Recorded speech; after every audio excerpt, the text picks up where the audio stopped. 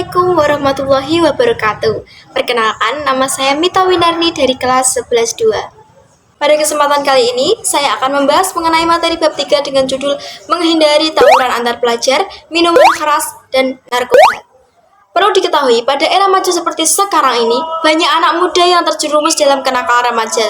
Khususnya, yang sering kita temui dalam lingkungan kehidupan sehari-hari adalah yang pertama ada tawuran antar pelajar, minuman keras, dan narkoba. Mari kita bahas lebih dalam mengenai kenakalan-kenakalan remaja pada kesempatan kali ini.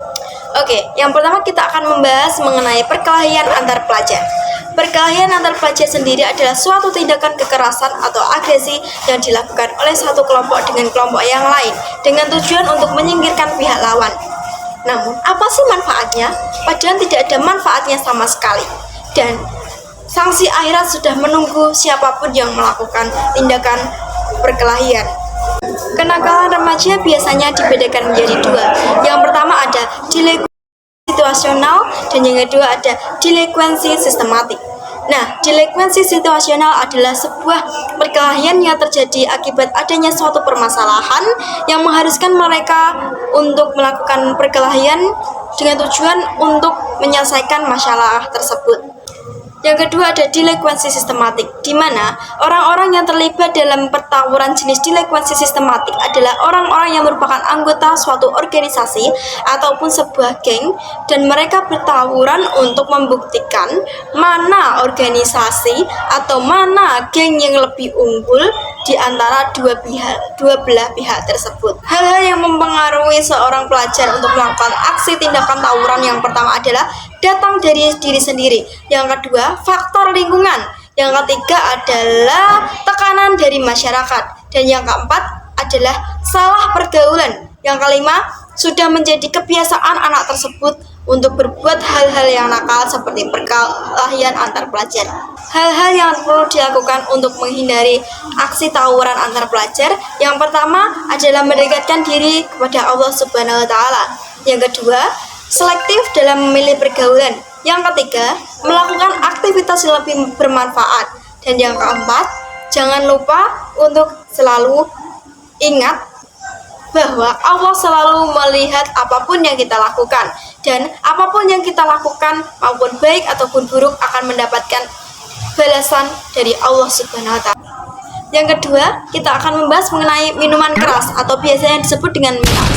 Khamar merupakan jenis makanan dan minuman yang memabukkan dan menghilangkan kesadaran seseorang. Rasulullah Shallallahu Alaihi Wasallam bersabda, setiap yang memabukkan adalah khamar, dan setiap khamar adalah diharamkan. Hadis riwayat Ahmad dan Abu Daud. Khamar ditelaah dalam Quran surat Al-Maidah surat kelima ayat 90-91. يا أيها الذين آمنوا إنما الخمر والميسر والأنصاب والأزلام رجس من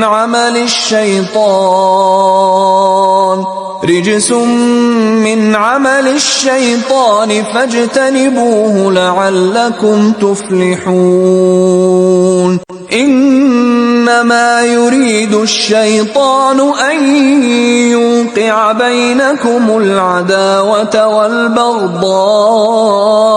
في الخمر والميسر ويصدكم عن ذكر الله وعن الصلاة فهل أنتم منتهون. Dalam surat tersebut menjelaskan bahwa meminum minuman keras dan berjudi adalah sebuah tindakan yang keji dan termasuk dalam kegiatan syaitan. Hal-hal tersebut juga dapat menimbulkan permasalahan dan permusuhan. Hal-hal yang dapat kita lakukan untuk menghindari khamar adalah yang pertama, selalu meningkatkan keimanan dan ketakwaan terhadap Allah Subhanahu wa Ta'ala dan meminta perlindungannya untuk selalu dijauhkan dari hal-hal yang negatif. Dan yang kedua, jangan sekali mencoba untuk meminum atau memakai barang-barang haram termasuk khamar. Yang ketiga adalah menjalankan pola hidup sehat.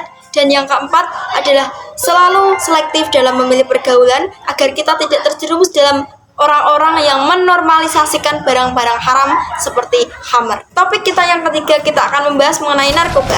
Narkoba sendiri merupakan singkatan dari narkotika, psikotropika, dan zat aditif. Contoh dari narkotika adalah ganja dan opium. Contoh dari psikotropika adalah contohnya ada sabu dan obat tidur atau penenang. Yang terakhir adalah zat aktif, contohnya itu ada alkohol. Nah, efek samping dari psikotropika, narkotika, dan zat aktif untuk narkotika sendiri efek sampingnya adalah bisa menimbulkan ketergantungan dan mengubah perilaku dari orang yang memakainya. Contoh efek samping dari penggunaan psikotropika adalah menyerangnya secara kerja saraf sehingga menyebabkan perubahan perilaku baik secara mental ataupun secara fisik dari pengguna. Narkoba sendiri biasanya berasal dari zat-zat atau obat maupun tumbuhan, baik berasal dari alam maupun sintetis ataupun semi sintetis yang dapat menciptakan rasa ketergantungan bagi siapapun orang yang mengkonsumsi barang haram tersebut. Selain menimbulkan efek ketergantungan bagi para penggunanya, narkoba juga memiliki dampak yang sangat negatif bagi tubuh, khususnya organ vital, yaitu jantung, hati, ginjal, paru-paru, serta otak, dan sangat juga mempengaruhi kesehatan rohani bagi para penggunanya. Hal-hal yang dapat kita lakukan untuk mencegah penggunaan narkoba adalah yang pertama, selalu bersyukur atas anugerah yang Allah berikan kepada kita semua. Dan yang kedua, kenali, temui, dan kembangkan bakat, minat, serta hobi kita. Dan ketiga, mencari lingkungan yang bersifat positif. Yang keempat, menciptakan lingkungan sekolah maupun lingkungan keluarga yang sehat, aman, dan tentram. Dan yang terakhir, berani berkata tidak kepada narkoba. Itulah jenis-jenis kenakalan remaja yang saat ini mengancam para generasi muda di Indonesia. Untuk itu, marilah kita ciptakan generasi muda yang sehat. Kita bentuk generasi muda yang berakhlak dengan cara menjauhi segala tindakan jenis kenakalan remaja. Saya Mita Winarni, terima kasih atas perhatiannya. Wabillahi taufik wal hidayah. Assalamualaikum warahmatullahi wabarakatuh.